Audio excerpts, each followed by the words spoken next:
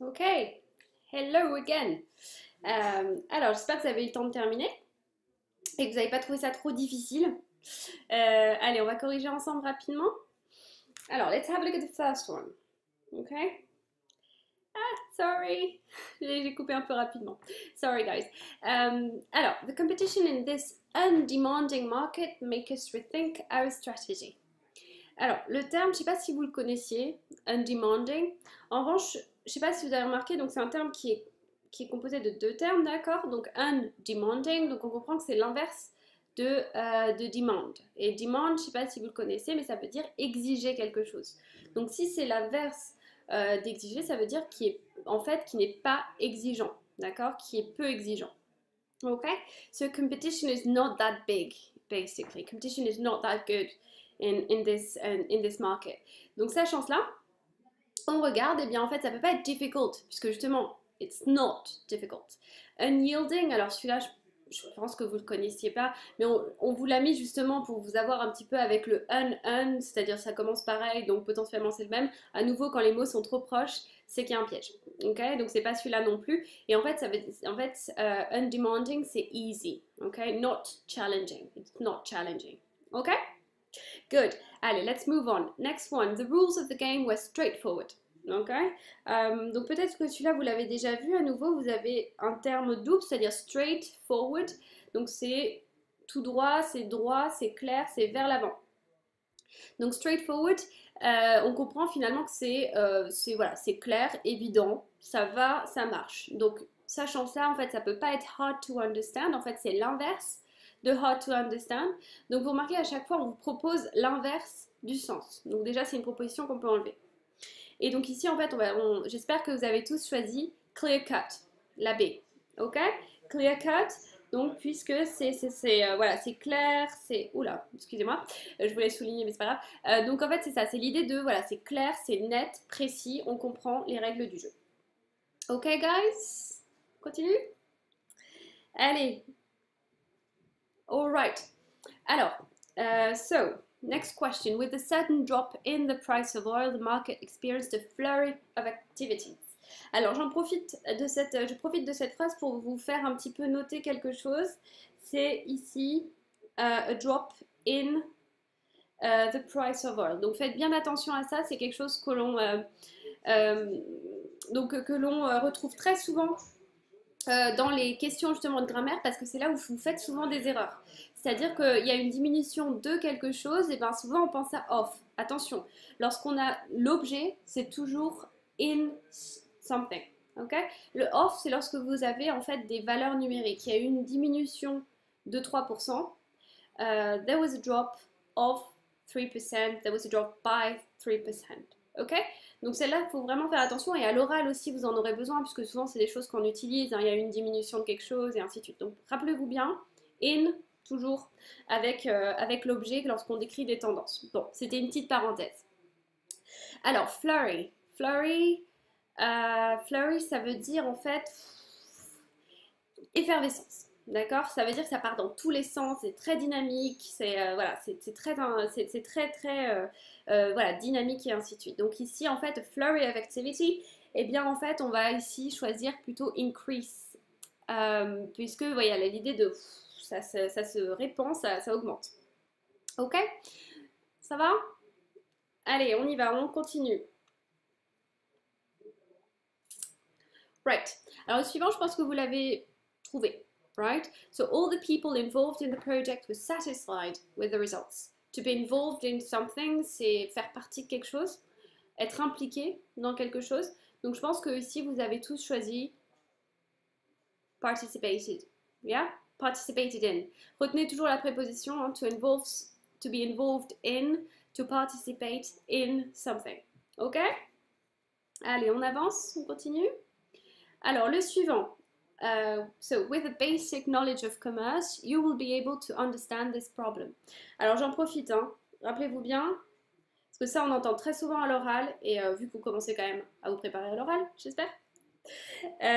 Hop, c'est un S. Basic. Yeah? Ok, so with the basic knowledge. Bon, celui-là, vous connaissez, c'est les connaissances de base, c'est les fondements, d'accord? C'est la base. Donc ça peut pas être, enfin, ça peut pas être advanced, ça peut pas être instinctive, c'est ici en fait fundamental. Ok, les fondements, la base, c'est ce que vous devez savoir nécessairement, donc c'est fundamental. Ok, allez, on continue. The scheme was well designed and was sure to help him get ahead. The scheme, peut-être vous l'avez déjà rencontré dans les articles de journaux ou autres. Donc, a scheme, c'est un programme, c'est un plan. Donc, sachant cela, on va donc choisir en fait the idea of a plan. Ok, a plan. Puisque advice, en fait, advice c'est un conseil, warning ça veut dire un avertissement. Donc ici, il fallait voir, peut-être si vous ne connaissiez pas scheme, vous pouviez regarder le terme well designed. Pourquoi? Parce qu'en fait, il faut se dire, design c'est concevoir, right? Conçu. Donc qu'est-ce qui peut être bien conçu? Ça peut pas être un conseil, ça peut pas être un avertissement, ça peut pas être une prédiction. Donc même en procédant de cette façon-là, on pouvait arriver à plan. Ok? Un plan bien conçu. Ok guys, let's carry on. Alors on y va. Leadership abilities was the main quality sought for that position. Bon là j'espère que vous l'avez reconnu le sought.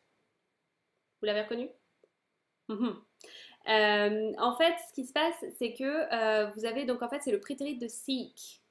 Vous savez to seek, sought, sought. Je vous le réécris ici. Vous l'avez reconnu celui-là? Donc je vous rappelle, hein, c'est un i long. C'est un petit symbole de prononciation pour vous dire que ça allonge, right? So seek. Donc ça veut dire rechercher. Donc, vous avez l'idée de chercher quelque chose. Donc, en fait, on comprend donc, cette capacité de meneur est la qualité qu'on recherche justement pour un candidat pour cet emploi. Donc, ici, en fait, on va choisir desired. OK? Desired, what people are looking for. OK? To look for, chercher. Alright. J'espère que vous n'avez pas trop de problèmes. Je vois que vous avez des soucis de connexion. J'espère que ce n'est pas trop le cas pour tout le monde. Allez, la suite. Donc la suite, je pense que celui-là, vous l'aviez à nouveau. Donc vous voyez, les difficultés, elles sont diverses hein, pour cette partie vocabulaire. Donc pas trop de panique. So the main aim of the program director is not shared by all his staff. Donc the aim, là je pense que ça a été, on va pas passer trop de temps, c'est goal, hein, c'est le but, the purpose. Donc je pense que celle-ci, vous l'aviez. Ok? Allez, on continue. Alors, vous avez une expression idiomatique après, donc ça arrive parfois, c'est pas souvent, mais parfois vous avez quelques petites expressions comme ça. Donc, I'm sick and tired of being treated like a child. I'm sick and tired of being treated like a child. Donc, on comprend que c'est pas sympa, c'est pas très positif d'être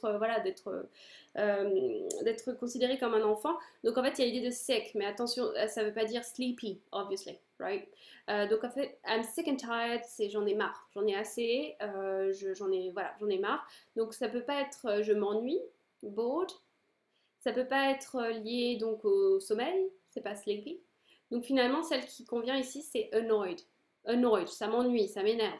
Ok? Très bien, allez, on avance. Alors la suivante, elle est intéressante et d'ailleurs, je vous encourage à la retenir pour les oraux justement parce que c'est une expression qui marche bien. Et en fait, on pouvait essayer de la deviner en fait, de deviner le sens. C'est-à-dire que the office relocation has been put on the back burner whilst the company deals with more pressing issues. Alors, whilst, ça vous a peut-être un peu embêté. Whilst, c'est juste une forme un tout petit peu plus soutenue du terme while. Ok, while, pendant que. Donc, on comprend qu'il y a deux choses qui se passent et que so the office relocation has been put on the back burner. Donc, il y a l'idée de reculer. Et puis, je pense que vous savez un petit peu, vous vous souvenez lorsqu'on vous dit, tiens, on met en avant une idée, we put forward. Donc, on voit que c'est l'inverse en fait. Put forward, c'est avancer, mettre en avant. Et donc, en fait, to put on the back burner, c'est l'idée de remettre dans l'arrière-plan. Donc, c'est quelque chose qui n'est plus important, on l'écarte un petit peu. Donc, en fait, ici, le terme, c'était set aside. Okay, on le met de côté parce qu'il y a d'autres choses plus importantes. Pressing matters, c'est voilà, des questions plus importantes. Donc ici, la bonne réponse, c'était donc celle-ci. Ok? Alors, petite parenthèse, le premier terme, undermine. Undermine, retenez-le, parce que ça, c'est très courant aussi, ça veut dire affaiblir. Et donc, c'est synonyme de weaken. Et celui-là, il peut totalement tomber dans les questions de vocabulaire. Donc, undermine, weaken, Voilà, retenez-le bien celui-là aussi. Et puis même pour l'oral, c'est super d'utiliser ce genre de terme. Ok. Et puis laid off, rapidement, je pense que vous l'avez reconnu, hein, laid off. Ça vous dit quelque chose? En gros, ça veut dire licencié. Donc c'est synonyme de, par exemple, to dismiss. C'est synonyme de to fire. Ok. To make redundant. Maybe you know this one.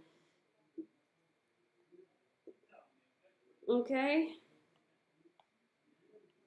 Right. Ok, sorry, it's not really well written, but anyway. Ok, donc lay off, on le voit souvent dans le TOEIC, donc c'est pour ça que je me suis dit que vous le connaissiez quand même, mais bon. Voilà, un petit rappel là-dessus. Allez, on avance. We have remained tight-lipped about the recent changes. Donc là, il fallait essayer d'être, voilà, de réfléchir un tout petit peu. En fait, il fallait juste décortiquer. Donc tight, c'est serré. Lip, donc c'est vos lèvres. Donc on a fermé la bouche à propos de the recent changes. Donc en gros, on ne s'est pas trop prononcé, on n'a pas, voilà, on n'a pas commenté, on n'a pas parlé, on est resté vraiment muet au sujet des changements récents. Donc ici, en fait, vous auriez pu choisir donc reserved. Okay, on est resté sur la réserve, on n'a pas discuté, on a gardé nos lèvres fermées. Donc, vous voyez, l'anglais est toujours très figuratif, hein, très pragmatique, donc c'est assez intéressant. Allez, on continue. Alors, suivante était dure, différente, c'est vraiment c'est du vocabulaire bien économique comme on l'aime. Donc, c'est The Federal Reserve influences the cost and availability of money through the issue of government securities. Donc, en fait, government securities, ce sont des titres, des valeurs. Donc, en fait, ici, la bonne réponse, c'était bonds. OK? So, government bonds. Donc, ce sont des valeurs publiques, des titres émis par l'État. Bon, celui-là, donc, je sais pas, vous l'avez peut-être rencontré hein, au cours de vos cours d'économie, mais en tout cas, voilà, celui-là, il n'était pas facile. Allez, on continue. Let's go. So the composition, oh damn it. This one I know. So the composition of the European Commission is always confirmed by the European Parliament. Celui-là, je pense que vous l'avez bon. Donc, to confirm, to approve. Donc ça va. OK? Allez, on continue. She left in the middle of her own students' recital. That's outrageous. Ici, on comprend que le terme, il est négatif. Donc, le terme, il est négatif. Donc, ça veut dire que en fait, voilà, il nous faut quelque chose qui, c'est pas normal qu'elle parte comme ça au milieu du récital de son propre étudiant. Donc, ici, il fallait choisir un terme qui soit négatif. Donc, ça peut pas être fantastic, ça peut pas être daring, puisque daring, ça veut dire quoi? Daring, c'est, vous vous rappelez, hein, c'est le verbe to dare, to do something, c'est un R ici, et ça veut dire oser faire quelque chose. Donc, c'est oser. Mais souvent, daring, c'est assez positif. Hein, ça veut dire waouh, il a osé faire quelque chose. Donc, c'était pas tout à fait la bonne réponse. Donc, en fait, ici, c'était appalling. Appalling, c'est très négatif. Ça veut dire affreux. Oui, je vais entourer les réponses sans problème. Donc, ici, en fait, appalling, voilà, c'est affreux, c'est vraiment horrible. Ok? Donc, je vais essayer d'être un peu plus claire là, sur le marquage des réponses sans problème. Ok? Allez, on continue. Maintenant, on va laisser de côté le vocabulaire, enfin. Donc voilà, cette partie qui vraiment est assez complexe, mais voilà, où vous pouvez aller rapidement finalement.